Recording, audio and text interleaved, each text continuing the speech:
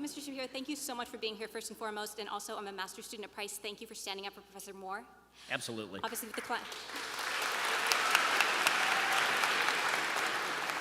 Obviously, in light of everything that's going on at the moment, we all believe rape and sexual assault are heinous crimes. We all want rapists behind bars.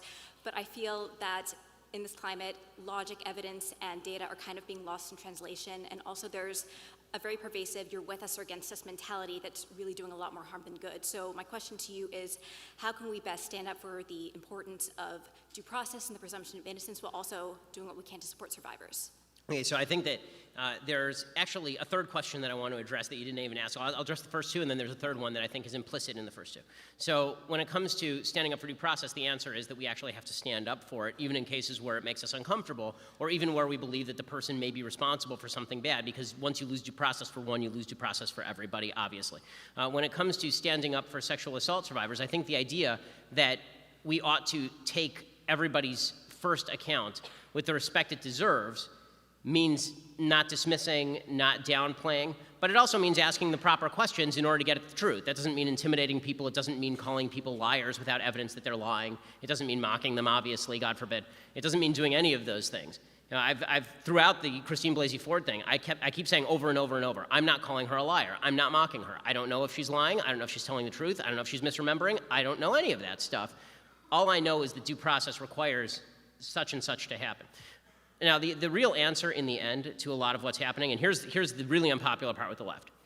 The left destroyed traditional mores with regard to relations between the sexes, destroyed them wholesale. So the original idea was that men were supposed to act with honor and chivalry in protecting women, and women were supposed to look for example, relationships just as men were.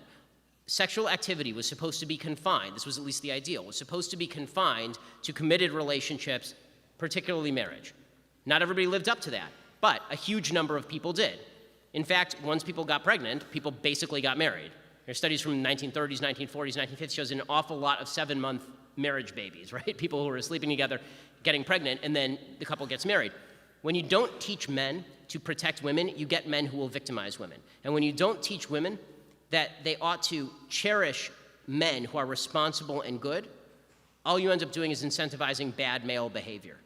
The feminist movement was not wrong when they said men are acting like pigs. They were wrong when they said women also ought to act like pigs and that this is a solution to our problem. Because now what's happened is they got rid of all the traditional mores about how sex ought to be connected with love and ought to be connected with relationships. They got rid of all of that. It was just a bodily function now. Except when it comes to actual sexual assault, we treat that differently than any other bodily function, obviously. But that's the problem, right? So they create this standard where sex is basically a throwaway item, sort of like eating. And then we treat sex very differently when it comes to what we all know it is, which is a deeply important and intimate part of a person's life. And then we attempt to backdoor standards of consent that, frankly, don't make any sense in a real-life context. So you get college campuses in California saying that what you need is a yes means yes standard, where you have like a legal checklist, I guess, where every time you do anything in the bedroom, you're supposed to ask, am I allowed to touch your hand? Am I allowed to touch your shoulder? Am I allowed to touch your hair? Which has never ever resulted in actual fulfillment of a sexual encounter, right? I mean, it's sort of like, it's like Zeno's paradox. If you have a yes means yes standard, the closer you get, the further away you are. And and again, sex is, this is where women really gave up on marriage a lot too soon. Okay, marriage was the best thing ever for women. It is an amazing thing for men too, because it civilizes them, it cultures them, it teaches them to be protectors of their family and to take care of people and to think beyond themselves and to think beyond their generation. Women gave up in marriage a way to teach men to do those things. And also, women gave up the idea that a commitment was going to come along with this intimacy.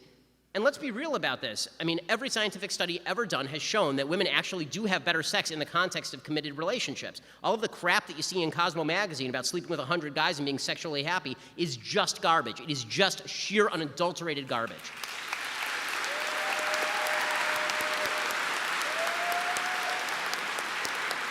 So, no, long answer to a short question, but reinculcation of traditional roles of male and female with the same feminist respect that we ought to have for women at all steps of the process is the answer.